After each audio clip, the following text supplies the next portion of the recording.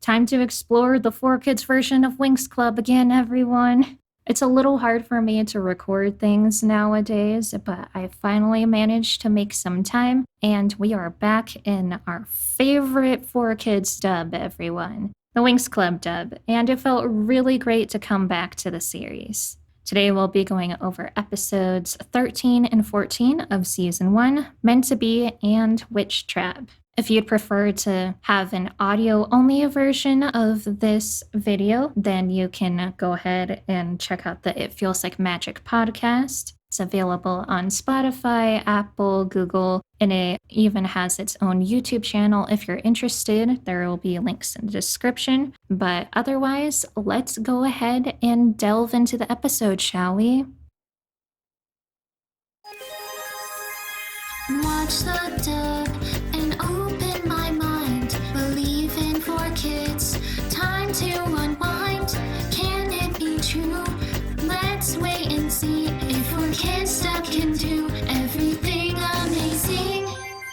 Rewatching Winx, rewatching Winx, come join the fun. Rewatching Winx, rewatching Winx, rewatching Winx. Let's have some fun. Rewatching Winx. Episode 13, Meant to Be. As always, I'm going to start with a quick synopsis so that you guys know what's going on, in case it's been a while.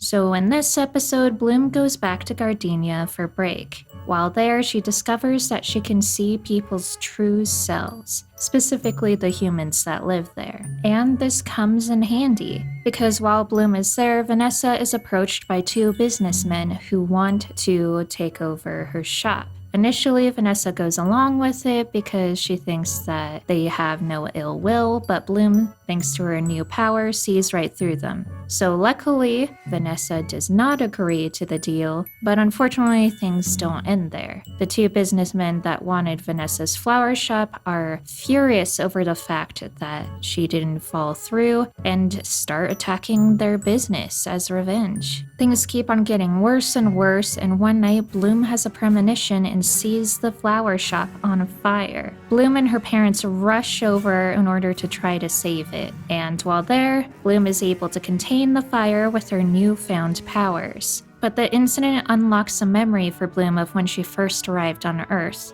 Bloom's parents can't hide the truth anymore, so they tell Bloom about how they found her all those years ago in a fire similar to the one that they just witnessed. And because of all this, Bloom is feeling very overwhelmed, but she now has a burning desire in order to find out where she really came from. And that's all you need to know about the episode, so let's go ahead and dive into what I thought about the 4Kids version, shall we?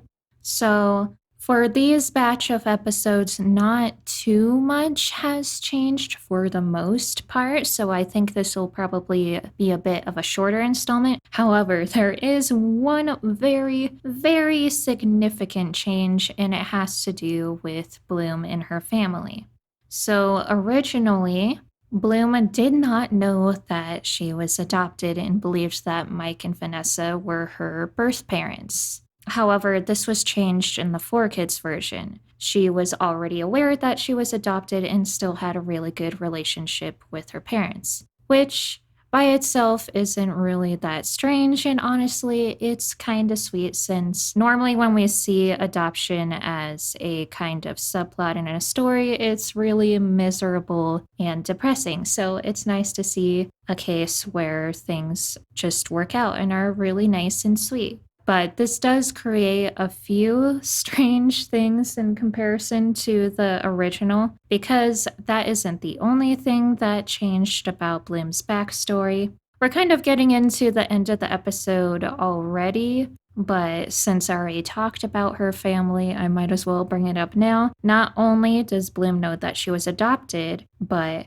apparently her family also knew about her powers as well, and they kept her magic a secret until she was old enough to understand. So basically, Bloom's parents found her in a fire, and Daphne, in this version, coaxed Mike into saving her. I believe that's exclusive to this version. And he understood that she had magic, because not only was she being protected from the flames, but he says that as she picked her up, the fire completely disappeared. So he knew that she had powerful magic, but it never appeared until when Stella showed up. So they kind of just swept it under the rug, which is really kind of a strange thing to think about, that you'd be able to keep a secret for that long. And it also just kind of doesn't mesh with what we saw in the beginning because of just how weirded out Mike was by the concept of magic when Stella introduced herself. So it kind of creates some inconsistencies with this. And all of this is, I'm assuming, because they didn't want the adoption to look like a bad thing, but it never really was portrayed that way. Honestly, I feel like the way that Bloom's family with Mike and Vanessa portrayed is one of the healthiest family relationships I've ever seen in any piece of media. And I've always felt like it's one of the strongest points of the series. And you never for 1 second doubt that just because they're not her birth parents, that they aren't family. And the show goes out of its way to not only tell you this, but to show it to you. So I'm not really sure why they felt like they needed to make that change. It is kind of interesting to think about, but it does not mesh with what was set up in the show originally, unfortunately. She's amazing. You must have a very high fever. I think we should call Dr. Silverman. Now. You know, to continue my magic training. Oh boy. I'm calling Dr. Silverman. We'll see if he can figure out why the two of you are seeing things that aren't there.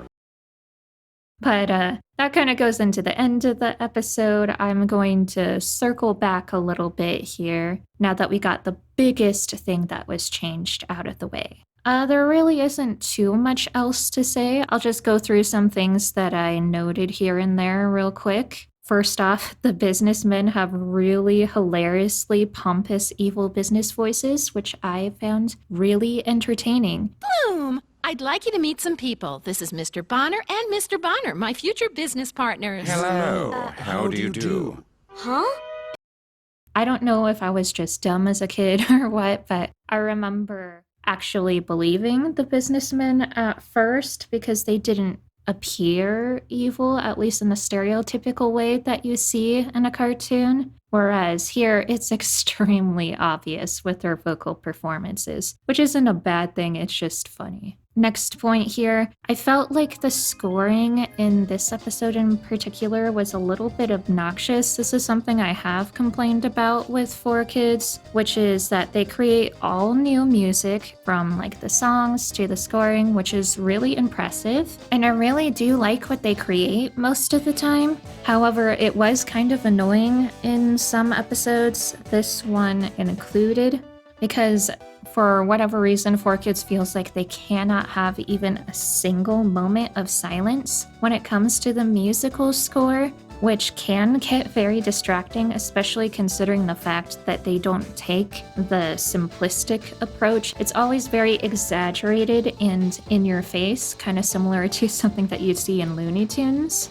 And honestly, I felt like they toned it down quite a bit for the past few episodes, so I haven't been complaining about it, but it was distracting me in this episode in particular. It just felt like musically it was all over the place, but hopefully that won't be the case in the future. But speaking of music, we also got 2 new original songs. I haven't looked up the title of the songs yet, but I'll put them on the screen. I don't have too much to say about them. They were just really simple but sweet songs that were used to show the relationship that Bloom has with her parents. On the topic of the second song, it plays after Bloom and her parents have that talk about where she really came from and her powers and all that. And it goes over a montage that shows how she, Mike, and Vanessa became a family over the years. And this scene is one that always makes me cry whenever I rewatch it in the original.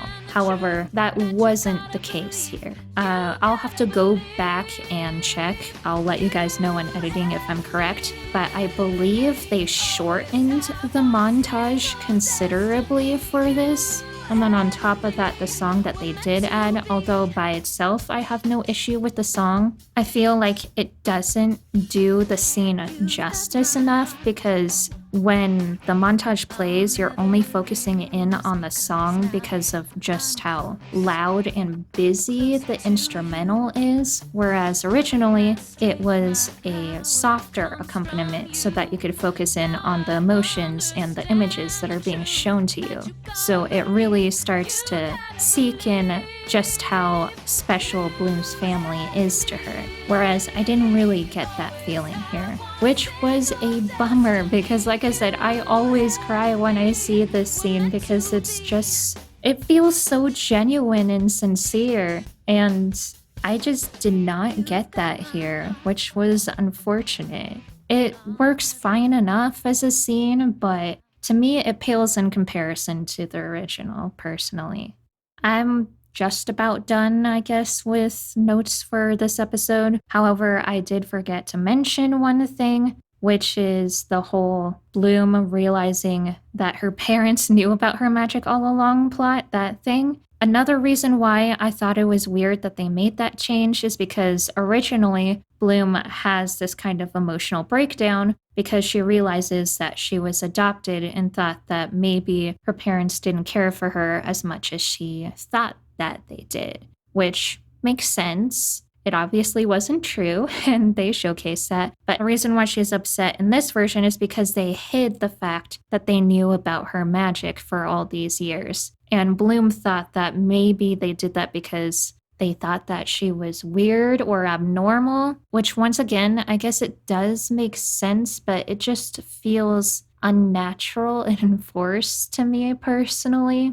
And I just don't think that that big change they made paid off in the big run in terms of the storytelling, be it this scene or how we were introduced to Bloom's family in the first few episodes. So that's all for this episode. Overall, I enjoyed it well enough. There were some robotic lines during Mike's performance, which was kind of funny since he had such intense scenes in this. But it was harmless enough, although, like I said, I do kind of have an issue with the way that they changed out the knowledge that Bloom discovers this episode. It just doesn't work out as nicely in my opinion, but to each their own, I suppose.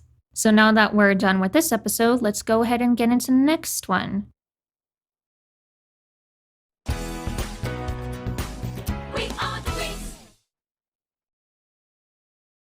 Episode 14, Witch Trap.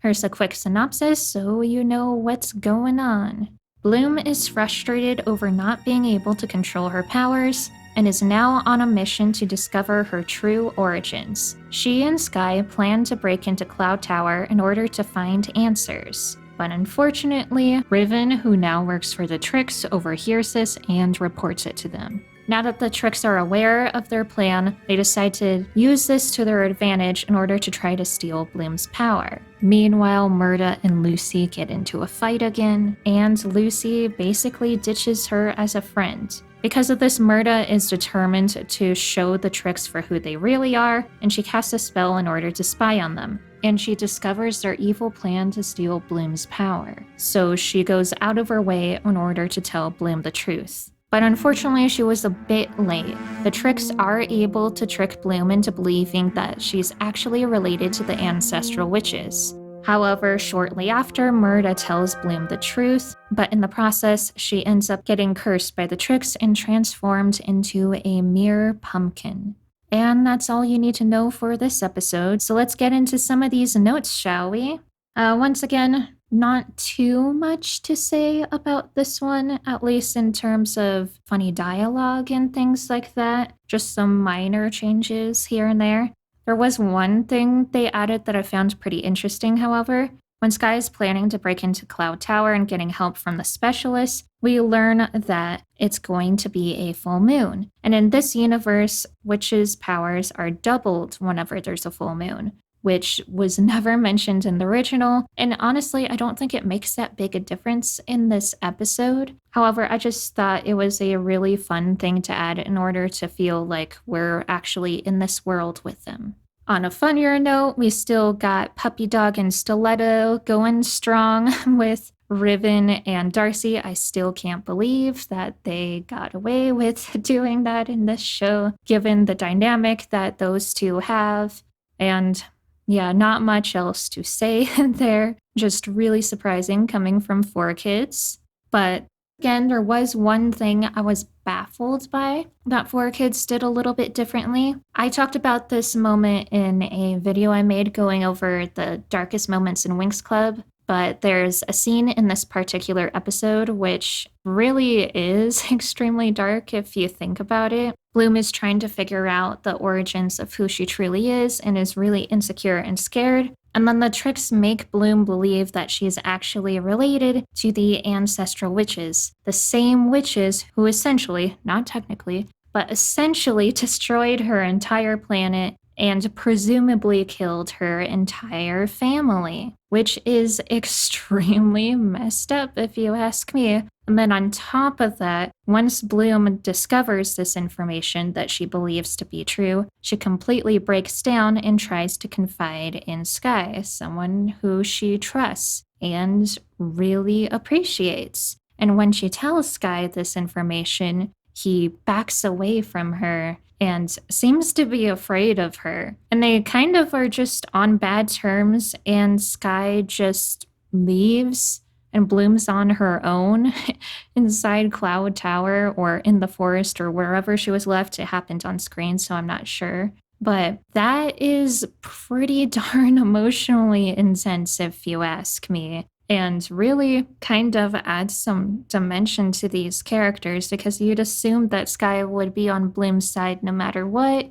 But hearing something so shocking from someone, especially someone that you're kind of still learning about, would be a huge shock for anyone, no matter how unfair it was to Bloom. But the impact of this scene is completely changed in the 4Kids version. So, as per the original, Bloom thinks that she's related to the ancestral witches and is destined to be a great evil, which is horrible. And she confides in Sky. And to 4Kids' credit, I actually really do like Bloom's performance here. And I felt like the way she reacted was better than the original. It felt surprisingly real and raw, the lines that they gave her and the way that her voice actress delivered it. However, the way Sky reacts is not so good. So I already told you why he reacted the way that he did originally. It's because he thought that she was a huge and major threat related to the ancestral witches, who I assume are kind of like the boogeymen of the magic universe, who parents tell stories to their kids about in order to scare them into being good, like that level of evil. So it made sense why he reacted the way that he did. However, in this version, Bloom only tells Sky that she's actually a witch, and he has the exact same reaction. Which, don't get me wrong, that is a little bit shocking. But man, this is really showing off the witch prejudice that I was talking about in the last episode that we had. Witches are like the ultimate evil in this universe, apparently, and just being one, it doesn't matter who you are or what you do, is apparently worthy of that much of a horrible reaction from Sky, which I thought was extremely shallow and really messed up that he reacted that way when all she said is that she was actually a witch. I really hope that the Murda subplot kind of alleviates this in the 4Kids version and we start hearing more good things about witches, because that was that was something. I was not expecting that. That's really kind of the biggest point that I have for this episode. Once again, I'll just go through a few more notes that I had. This isn't related to the 4Kids version specifically, but I just thought that it was cool how the Winx used their individual powers in order to find Bloom, because it really doesn't happen that often, even in the original seasons, and I really, really hope that we get to see more of that in the reboot that's coming up. And last point I guess I'll make is I forgot just how sweet Flora was to Murda after she gets transformed. And I feel like it was a really big missed opportunity not seeing them interact more later on. I think it would have been really cool to see them be friends or something after all this, considering just how well Flora took care of her and how similar they are. Honestly, Murda is kind of like the witch equivalent to Flora, so it makes sense on why they would just mesh really well together.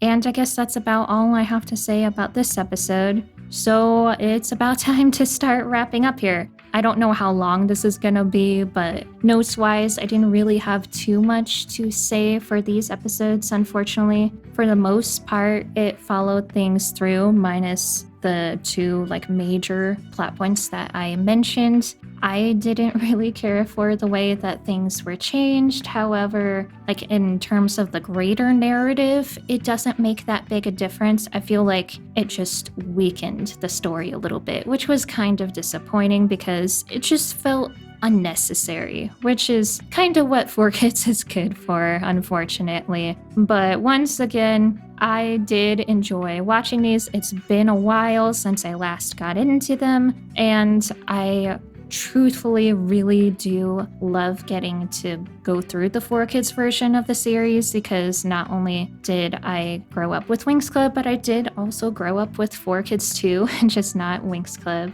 And it feels like I'm getting to experience the series all over again for the first time, which is something that is really special. But yeah, I think I'm just getting a bit rambly at this point, so let's go ahead and start wrapping up. Thanks so much for watching. If you enjoyed, then please subscribe so you can join me for the journey to come. And if you'd like to support the channel, then feel free to check out my Patreon as well. Each patron gets a cute digital animated sticker that I made, and there's also other rewards like early video access and also access to some videos that I had to archive for one reason or another. So if you're interested, then just check out the description. Before I sign off here, I'd like to real quick thank my patrons. Thank you so much to Toddy Fantasy for the support. I know that life isn't always sunshine and rainbows, but as always, I hope that I'm able to send a little bit of positivity your way. I'll see you guys in the next one, and don't forget to keep a little magic in your life.